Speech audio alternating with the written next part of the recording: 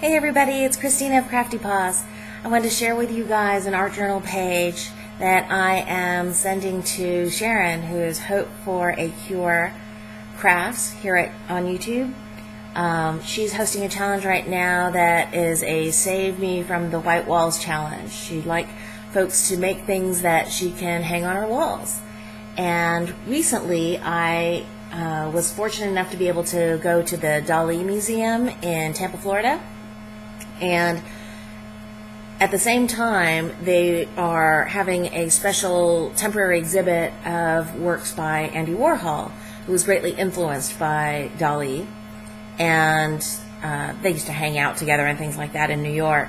But this is actually from the brochure at the museum, and it's a portrait of Salvador Dali done by Andy Warhol. As you can see, it's kind of that printmaking style that Andy Warhol is so famous for. And Dali is known for his really crazy mustaches. And when I got back home, I really started thinking about all the things that Surrealism does or can do. And I found a great quote from Salvador Dali, and I wrote it all along the edge. I wrote it twice. Because some of it is obstructed with flowers and things, but you can see the whole quote. And it says, "Surrealism is destructive, but it destroys only what it considers to be shackles, limiting our vision." And I thought, what an interesting way to think about the world. You know, what is truth? What is the best path to truth? And Salvador Dali, if you know those kind of melty clocks and optical illusion paintings, he was really known for those. He was an exquisite painter, incredibly detailed, and then he would twist and contort things so that it made you question what is reality and what is truth. And so I started with a heavy-duty watercolor paper, and I used my gelatos and kind of created this ombre effect from dark red to kind of a pale pink, traveling through oranges and corals. And I really like how that looked. I've been having some trouble with my gelatos getting kind of the intensity of the color that I wanted, but with this watercolor paper it worked beautifully. It came out really intense where I wanted it to. And I followed actually kind of a sketch, I guess, of an art journal page that Serena B did. She used washi, which I never use washi, other than for packing things. So I was really excited to try this. And this part flips open, and I put washi, let's see, I guess 1, 2, 3, 4, 5 different kinds of washi, just repeating. And one of the washi says, "I love mustaches," which I thought was perfect for Salvador Dali. And then I just picked other kind of patterns that I thought were interesting and would coordinate well both with the background and with each other. And at the top here, on the top flip-up part, I put in kind of a definition of kind of optical illusions. Visual cognitive illusions go against what we perceive as logic. Enjoy. So, and then I put in 3 examples of kind of optical illusions that I thought were interesting and just kind of fun. This one is probably the most famous. You know, when you look at it, do you see white arrows or do you see black arrows? It kind of depends on what your eye sees first. This one, to me, looked like crazy just blocks.